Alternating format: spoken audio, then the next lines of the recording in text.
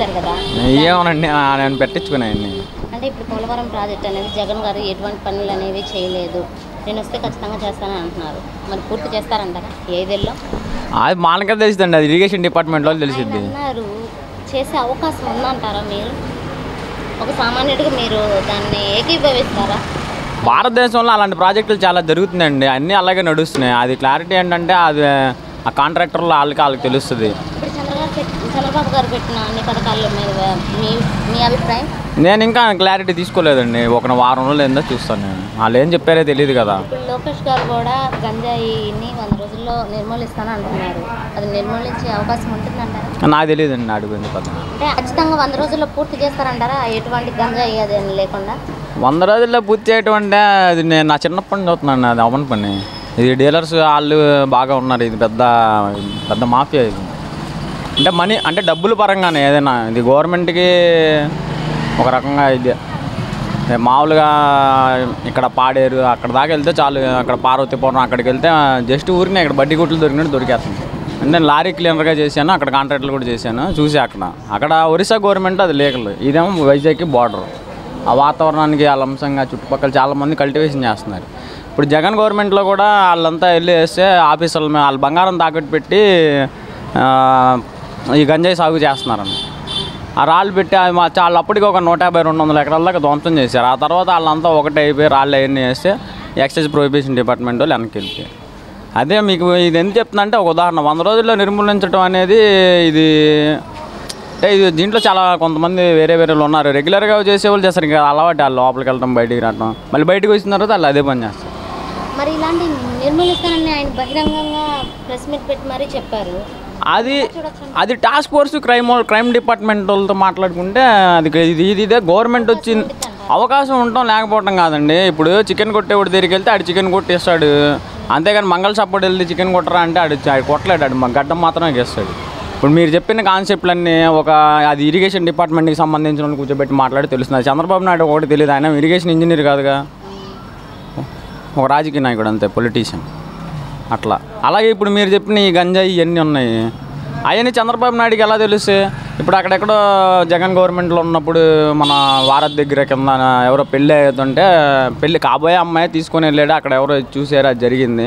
దానికి వాళ్ళకి సంబంధం లేదు. ఇప్పుడు మీరు అడిగిన విషయం కూడా అటువంటిది, ఉదాహరణ చెప్పా. ఇప్పుడు మీరు మాట్లాడింది అంటే ఒక క్రైమ్ డిపార్ట్మెంట్ వాళ్ళని, ఇంటెలిజెన్స్ వాళ్ళని, అలాగే టాస్క్ ఫోర్స్ వాళ్ళని కూర్చోబెట్టి ఇలా వాళ్ళ సూపీరియర్స్ కౌన్సిలింగ్ బ్రీఫ్ తీసుకుంటే వాళ్ళు చెప్పగలుగుతారు.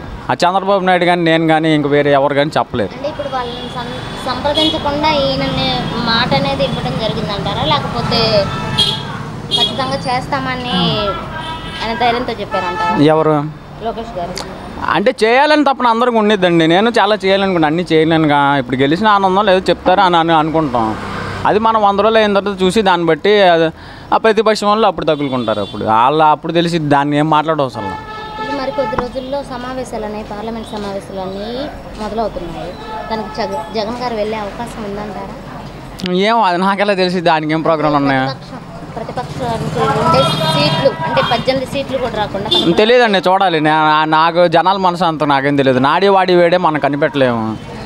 ఇది సమాజం అందరిది, అందరూ ఒకే రకంగా ఉండరు. వైనాట్ 175 అంటే ఇదే ఇంజనీరింగ్ కాలేజ్ కాదు 100% ప్రోగ్రెస్ తీసుకురావడానికి రాదు. అన్ని రకాలు ఉంటాయి. లడ్డు తయారు చేస్తేనే కేజీలో ఎంతో కొంత పోయి 990-50 వస్తుంది, అది కొంచెం పోతుంది కదా. మీ బంగారం వ్యాపారం అయినా అంతే. ఆ రకంగా మనం కొన్ని చెప్పడం కుదరదు, అయ్యిందాక చూడటం. అంటే ఇప్పుడు ఒక ఐటీ మంత్రి ఆ విధంగా గంజాయిని నిర్మూలిస్తానని చెప్పడం వల్ల దానివల్ల లాభం ఉండదంటారా? అప్పుడు ఐటీకి దానికి సంబంధం లేదండి. ఇదే ఇప్పుడు బిజినెస్లో A grade, B grade, C grade అని ఉంది. ఇది సి కూడా కాదు, అసలు గవర్నమెంట్లో లెక్కలు లేనిది. బి గ్రేడ్ అంటే అది కొంచెం తక్కువ, మామూలుగా నడుస్తుంది, అది ఎవరు ఆపరు. ఇది అసలు ఎవరికి తెలియదు.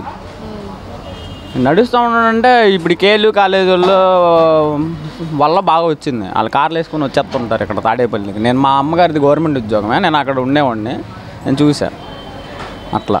ఇప్పుడైతే ఇక్కడ జగన్ సీఎం అయిన తర్వాత మాత్రం అక్కడ ఎవరు అమ్మట్లేదు. పోలీసులు పద్దాక వచ్చి తీసుకెళ్ళటం, లోపల పెట్టడం, వాళ్ళ మాట అనకపోతే వాళ్ళకి ఎలా చెప్పాలో ఆ రీతిలో చెప్తా వాళ్ళు అమ్మటం మానేసారు. ఇప్పుడు రిషికొండ మీద ప్యాలెస్లు కూడా అంటే పేదల సొమ్ముని దుర్వినియోగం చేసి ఏర్పాటు చేశారు, 500 కోట్లు స్కామ్ చేశారని ఆరోపిస్తున్నారు టీడీపీ వాళ్ళు. అది ఆరోపించడం కానీ సాక్ష్యాధారాలు లేవుగా. ఇది ఎప్పుడు చాలా గవర్నమెంట్లలో ఇది వస్తూనే ఉంది. ఆ లెక్కపత్రం ఏంటిది అన్నదే అది కూడా ఆఫీసర్లకే కూర్చోబెట్టి మాట్లాడి వాళ్ళు ఇన్స్పెక్షన్ ఇన్వెస్టిగేషన్ చేస్తే మాకు తెలిసిద్ది. మనకి ఎలా తెలిసిద్ది? అది మన ఆ డిపార్ట్మెంట్ కాదు, మనకు సంబంధం లేదు. ఈ షాప్లో ఏం జరుగుతుంది, పలానా రేట్ ఎంత, దీనికి తరిగి ఎంత, ఆ రాయి ఎంత అంటే నేను చెప్పగలను. మిగతా ఏంటంటే మన వాళ్ళు కాదు. ఈ టీవీలో పొద్దున్నే వేస్తూ ఉంటారు, అవి చూసి మర్చిపోయే వాళ్ళు బోల్డ్ మంది ఉన్నారు. 2 రోజులకి ఏం గుర్తుండాలి.